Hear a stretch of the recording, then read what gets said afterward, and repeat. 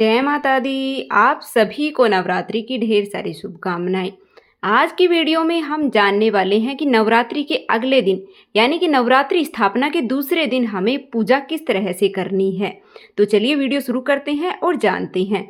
तो देखिए, जिस तरह से हमने पहले पूजन किया है, पहले दिन स्थापना की है, फिर अगले दिन जो भी हमने सामग्री चढ़ाई है यहाँ पर उसको हम हटा देंगे। मतलब किन चीज़ों को हटाना उसको आप ध्यान रखना। देखिए, जो फूल पत्ते हमने चढ़ाए हैं यहाँ पर उनको हम यहाँ से हटा देंगे, क्योंकि नए फूल हैं वो रोज़ाना हमें चढ़ाने होते हैं। तो जो भी फूल हमने चढ़ाए हैं उनको हम यहाँ से हटा देंगे। जो भी कलावा है वस्त्र के रूप में समर्पित किया हमने उसको हम हटा देंगे। जो दिया है वह भी हमें रोज़ नया लगाना होता है। अगर आपने अखंड दिया लगाया है फिर उसको नहीं आपको हिलाना है। अगर आपने सिंपल दीपक लगाया है, साधारण दिया, तो फिर आप उसको नया दिया आपको रोज़ लगाना होता है। जो हवन आपने किया है उस सामग्री को भी आप एक जगह है इकट्ठा कर लें। मतलब इधर उधर आपको नहीं फेंकना है किसी भी चीज़ को, एक जगह आप उसको इकट्ठा कर लें। और फिर जब नवरात्रि है वो पूर्ण हो जाती है तो उसके बाद में इन सब चीज़ों का विसर्जन करना होता है। तो यहाँ पर जो भी आपने कलावा समर्पित किया है वस्त्र के रूप में, या फिर जनेऊ है चढ़ाई है, भगवान गणेश को दुर्वा चढ़ाई है, तो इन सब चीज़ों को आपको हटाना है। और फिर से हम शुद्ध जल भी हमें अगले दिन नया लेकर के आना है, जल का लोटा लेकर के, और फिर सभी को भाव रूप में स्नान कराना है।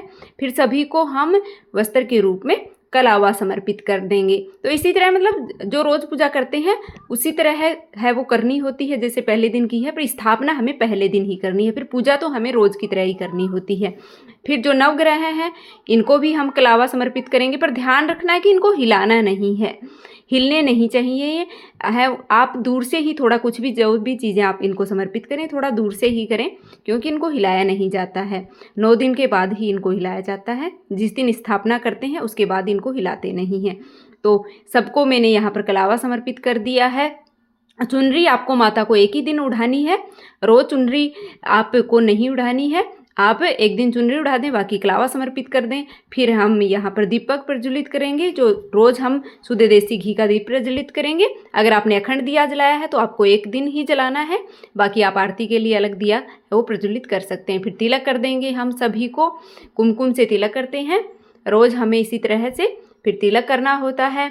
कलश को, दिए को, भगवान गणेश को, माता को, नवग्रह हैं उनको इस तरह से हाथ में लेकर के रोली कुमकुम उसे छींटे लगा देंगे, क्योंकि इनको हिलाना नहीं है। अगर इनको टीका लगाएंगे तो ये हिल जाते हैं, तो इनको हिलाना नहीं है, इस बात का भी ध्यान रखना है। दिए को भी हम तिलक कर देंगे, दिए का भी पूजन करना होता है, तो सभी को हम तिलक कर देंगे। नारियल को, जो हमने कलश रखा है इनको, जंवारे बोए हैं उनको भी हम तिलक कर देंगे। सभी को मतलब हमें तिलक करना है। माता रानी के जो भी मंत्र आपको आते हैं, ओम दुम दुर्गाय नमः, यह बहुत ही मतलब शक्तिशाली मंत्र है माता का, तो यह जाप आप कर सकते हैं। इसके साथ ही हम अक्षत समर्पित कर देंगे। तिलक करने के बाद सभी को पुष्प समर्पित कर देंगे। तो रोज़ हमें नए पुष्प हैं वो चढ़ाने होते हैं माता को। अगर नहीं मिल पाते हैं तो कोई बात नहीं है, अगर आपको मिल जाते हैं तो आपको रोज़ ताज़ा पुष्प हैं वो माता को समर्पित करने चाहिए। दिए को, कलश को, भगवान गणेश को, नवग्रह को, सभी को हम यहाँ पर पुष्प है वो समर्पित कर देंगे। इसके बाद में भोग हमें समर्पित करना है।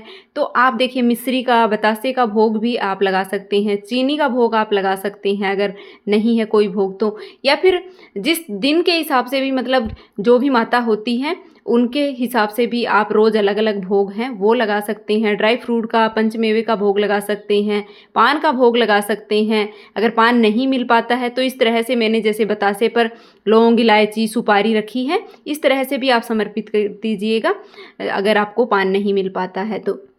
फिर हमें हवन भी करना होता है, तो हवन भी हम रोज़ करते हैं। और पहले हम हाथ में पुष्प या अक्षत लेकर, अगर आप कथा सुनते हैं या दुर्गा सप्तशती का पाठ करते हैं, दुर्गा चालीसा पढ़ते हैं, जो भी आप करते हैं वह आप कर लीजिएगा इस समय।